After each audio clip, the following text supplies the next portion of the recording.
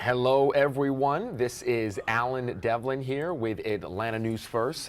Thank you for joining me this mighty fine Wednesday evening here. I'm going to walk you through some of the top stories that we've been covering here today on a local level, on a national level, and some of them on an international level with international implications. We're going to jump right into it today. I want to start off the top with one of our lead stories we're covering tonight, which is new details involving the death of a 16-year-old girl. Susanna Morales. You've heard her name. We've talked about her many times in the last several months. She is a 16-year-old girl who went missing last summer. And we recently found out that a Doraville officer, Miles Bryant, was charged in connection to her disappearance, charged with concealing her death after officers found her body naked in the woods. We've learned today that that same officer, Officer Miles Bryant, former Officer Miles Bryant, I should say, is now being charged with homicide, murder, and concealing of a death, along with kidnapping in connection to Susanna Morales. I'm going to go ahead. I apologize for that feedback you guys might be getting there. It's got a little bit of feedback on the mic tonight. I'm hoping that'll go away here in the meantime. But while we're going forward, this is Officer Miles Bryant, like I said, charged in the death of that 16-year-old girl, Susanna Morales. We just got those charges today in a press conference around noon, I believe, maybe a little bit after noon, if I'm remembering that correctly, where the Gwinnett County Sheriff's Office, Gwinnett County's police department, talked a little bit about how they managed to get to this point. We have learned that they found a gun at the scene where Morales' body was found, and that gun was able to be linked back to Officer Bryant. This is that 16-year-old girl, Susanna Morales. We've been speaking with her family on and off for the last several months about first trying to find her and then coping after they were discovered that she was dead, and now, of course, moving into them charging this officer in her death. I want you to listen in a little bit to what one of the Gwinnett County Police Department officers had to say in this press conference about this announcement involving these murder charges. Take a listen. We know that Susanna visited her friend at the Sterling Glen apartment complex where Bryant served as the courtesy officer. We have looked at the idea or if there was some type of knowledge or relationship, but so far we have not made that connection. So we do not know if she knew or was familiar with Bryant in any capacity. So, you know, there's still a lot to uncover here. Again, this officer has been charged, former officer, I should say, has been charged in the death of Susanna Morales. Our thoughts and prayers here at Atlanta News First, of course, extend to her family, and everybody who knew her. So, moving forward, another unfortunate story here, a lot going on today. We've got a 15-year-old girl who has been killed in Peachtree City. And it's not a city you see a lot of violent crime in to start with, so it's out of the ordinary, and it's just sad surrounding the circumstances with this story. So I want to show you this girl right here. This is Madison Geswin, and she was found dead in her bedroom by her mother in an apartment complex there in Peachtree City. And thankfully, 3 suspects have been arrested and charged with her death. Officers trying to figure out what the connection was there. Now, they're saying that this was targeted. This was not a random act of violence. And they're also adding that there is no reason for the public to be worried or concerned about any other violence like this happening. This is the first murder they have dealt with, first act of violence they've dealt with there in Peachtree City this year. And so it doesn't happen often there. And of course, for her mother to discover her in her bedroom, in that bed, dead, after police say she suffered blunt force trauma, and these 3 suspects have all been arrested. They say the 3 suspects knew her in some way, but they don't know what led up to the violence. They're still working on that. But one of those officers did speak a little bit about this investigation. Take a listen to what he had to say. And then we do know that they are acquaintances. They have known each other for at least some period of time. And this was not a random act. They knew whose apartment they were at. And it was in some way related to matters between these individuals. So does that make it any better? Of course not. We've still got a 15-year-old girl dead, but police are going to continue to piece together this one. And thankfully, again, those suspects right now off the streets. The third story is a crazy story, actually. It's one that you don't see too often, a car slamming into a condo on Dollridge Apartments. That's in Clayton County. I want to show you this video. It's pretty shocking. Imagine if this was your house and your family was sitting at the dinner table eating food when a car comes ramming through the side wall there. Now, we spoke to the family here who said that they were mere feet away from where this car slammed into. The mom said her younger son was walking right through that pathway there, maybe 10 to 15 seconds before the car hit that wall. Police say that the car was reported stolen a short while earlier and that the person driving it got out and ran away soon after that crash. They have not found a suspect. They do not have any names. They're looking for persons of interest right now. So if you know any information about who may have been behind the wheel of this car that greatly damaged this family's home, let us know. Let the police know. They are looking. Again, this is in Clayton County, and Clayton County Sheriff's Department has responded.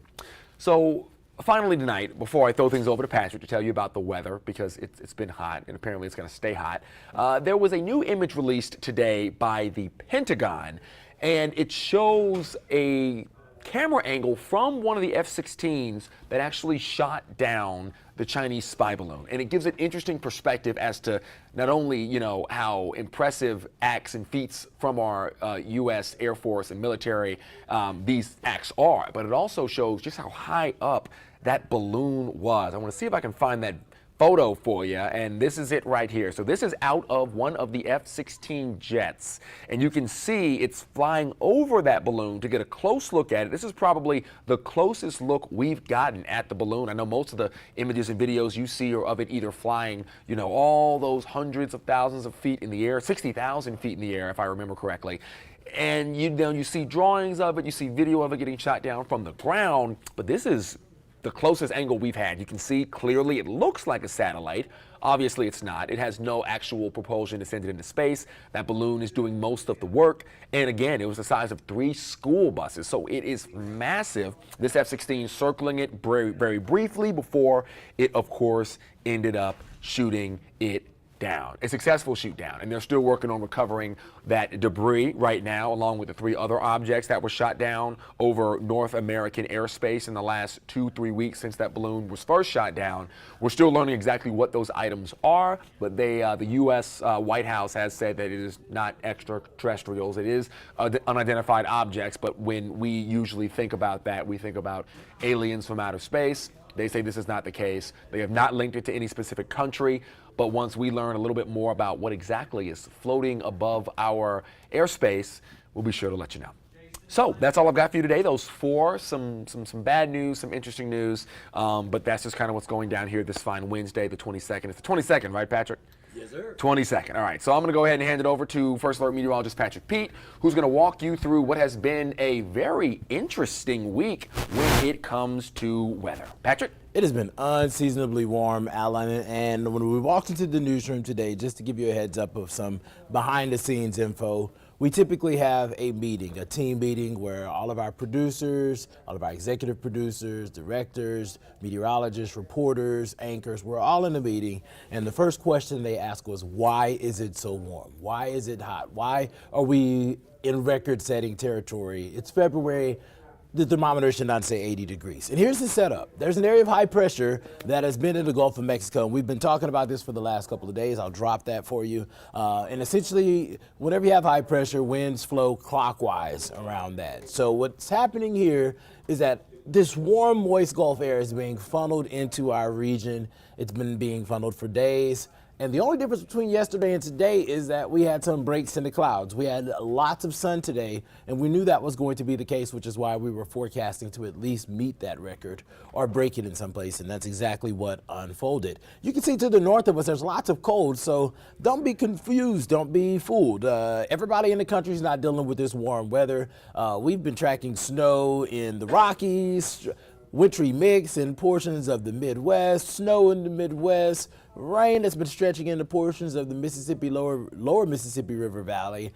And some of that wintry precip has been making its way to the Northeast. So we are being shielded from a lot of that instability and a lot of that craziness, all courtesy of how strong this area of high pressure is to the south of us.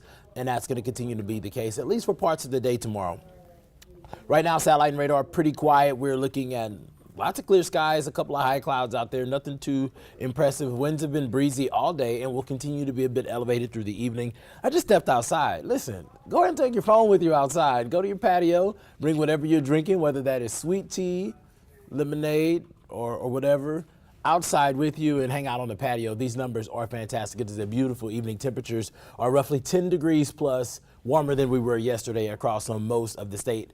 And that warmer trend is going to continue through the overnight. And we're actually going to be flirting with something called a record low maximum. It's a lot of crazy stuff, and low and maximum are kind of two conflicting terms. But meteorologically, it just means that the morning low will be the largest it's ever been for February 23rd in recorded history in Atlanta, as we are forecasting temperatures not to drop a whole lot as we head through the overnight hours. We're talking about getting into the upper 60s for some, mid 60s closer to the airport. The numbers are in the 70s right now, not only in the metro, but across the state. It is feeling fantastic out there, and we're going to continue to be above average through the evening. Hey, check it out. It's National Margarita Day. And if you want to take part, maybe you have no beverage in your hand yet, a good way to toast in National Margarita Day will be to partake. Go ahead to your homemade bar. 69 degrees through the midnight hour. Fantastic to step outside. Here's a look at the zoomed out radar, and you can see there's a lot of energy to our north and west. That's not going to impact us over the course of the next few hours, but those shower opportunities will trickle in as we head into the day tomorrow. There's not a whole lot of moisture here, so this isn't going to be a washout. I think that at best, we're talking about level 2 for some isolated locations on the windshield wiper, so this is not going to be too overwhelming. Record temperatures are forecast not only for the morning low tomorrow, but for the afternoon high. And then as we head towards Friday, more moisture, more clouds build back in, so temperatures cool back down into the low 70s, which is still well above average. And then we're going to get a little bit cooler because the clouds and the rain will stick around into Saturday. So a couple of damp days as we head at least into the weekend.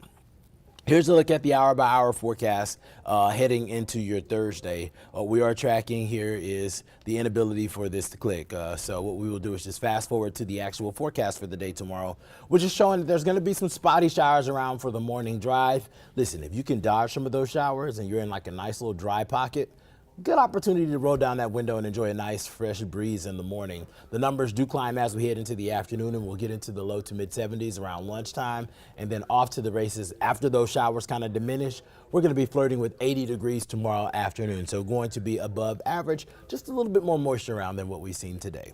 Here's a look at your Friday, which is going to be about a 40% chance of some showers. Looking at hit or miss showers for the morning drive, and then as we head into the afternoon, more of that moisture is going to start to sink further south.